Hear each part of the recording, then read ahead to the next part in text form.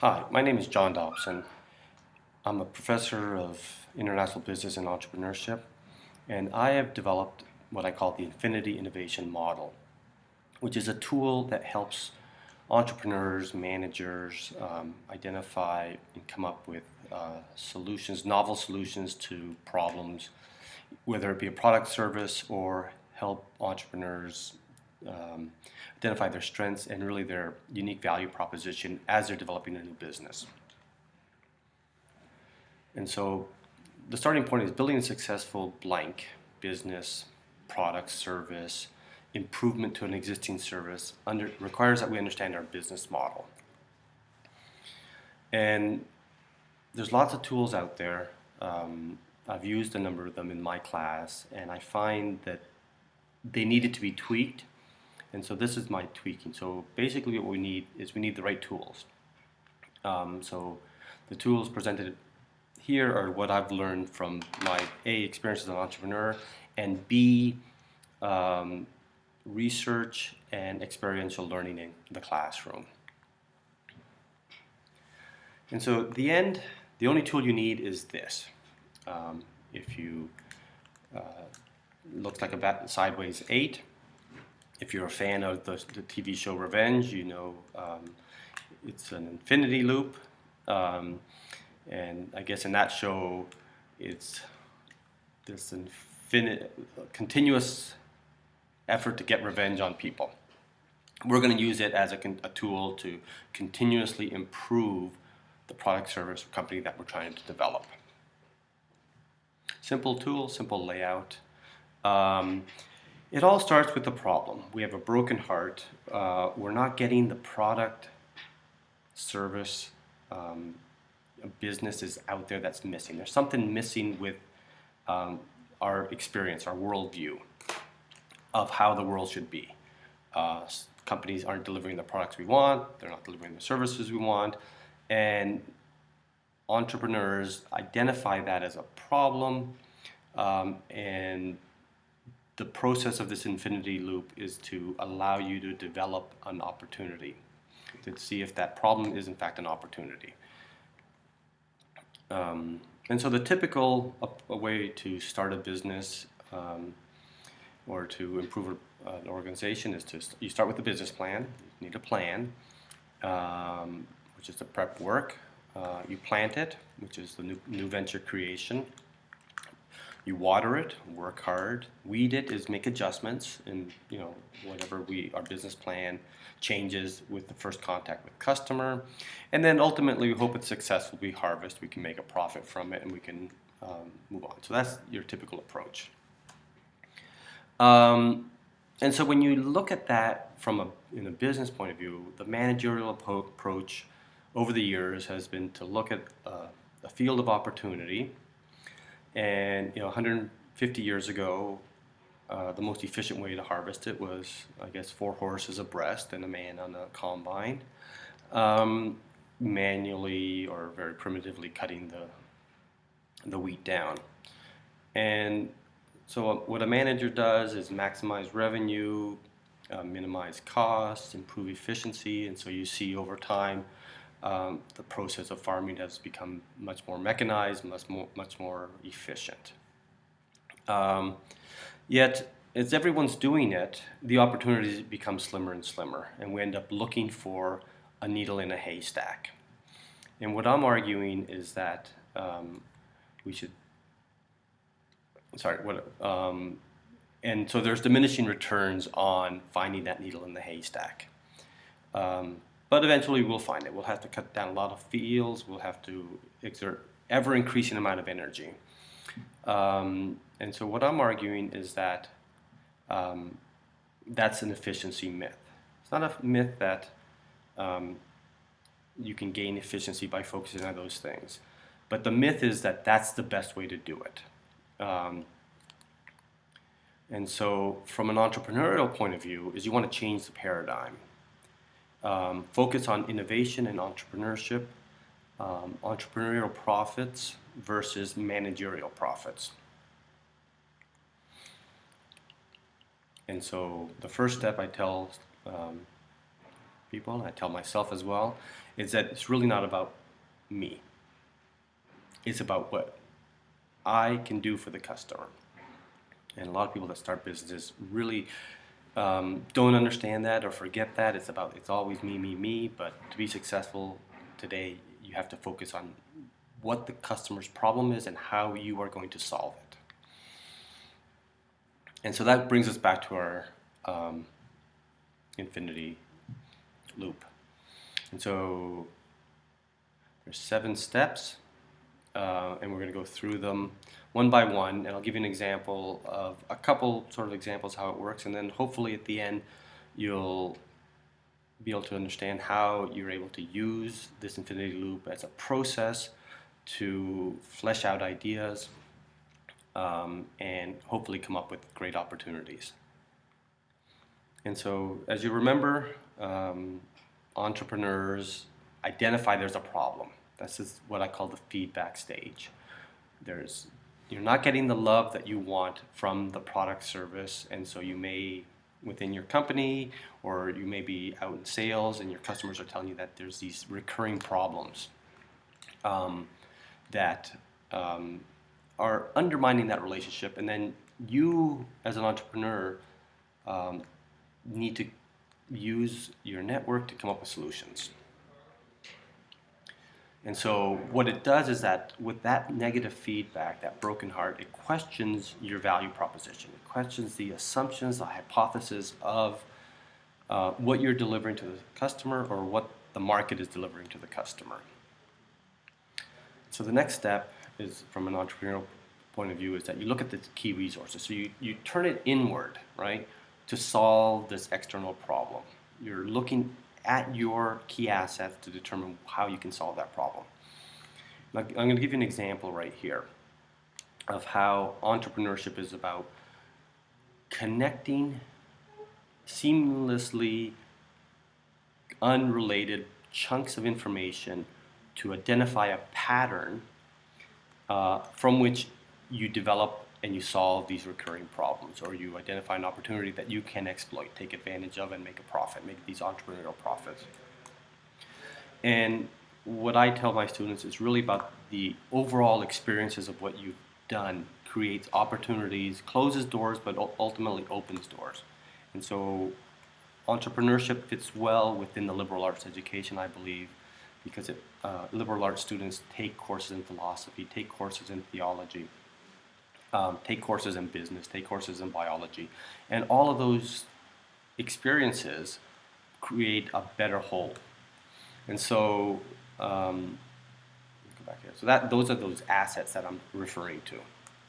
And so the example I have is of a young man who the counselors told him he had no direction. He failed multiple times in school. He was adopted. He was raised in California. After he flunked out of university, he traveled to India, and while in university he took art and history and calligraphy courses. And what's interesting is when you read his bio, he identifies the calligraphy course as one key ingredient to the success of his company. And also, if you look, 666 was the retail price of his first product. And from a business point of view, we have multiple pricing strategies that we read in textbooks. Value-based pricing, do you get to 666?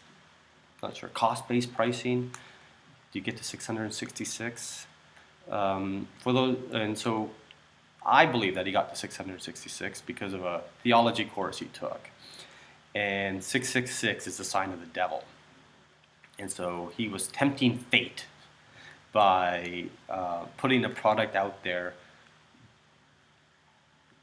at the 666 price point. And so I'm not sure if you figured out who it is, but this is Steve Jobs. And interestingly enough, when he actually started a distribution agreement with the company, they forced him to change the price from $666 to $700. So there we have sort of an example of how these key assets work. And so what we do is the key assets are within an HR course are these knowledge, skills, and abilities that you have.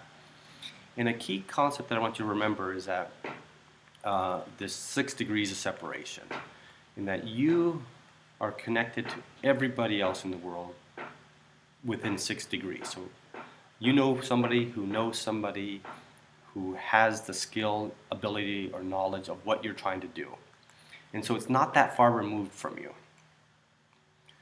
And so part of finding solutions to people's problems, or to a problem that you encounter yourself, is the first step is assess what you bring to the table, and then find key suppliers, key resources that will help you fill those gaps.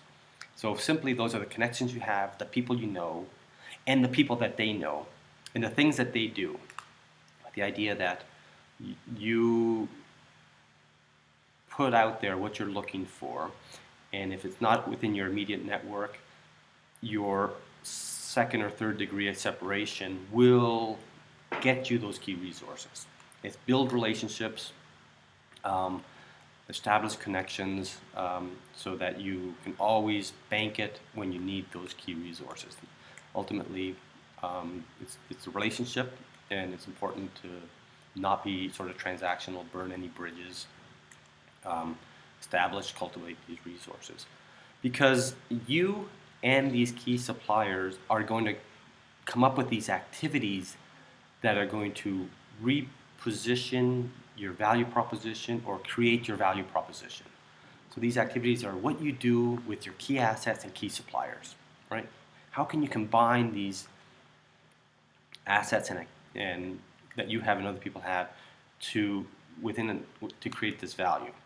And so we get back to, we've done the loop, half the loop now, we get back to this value proposition.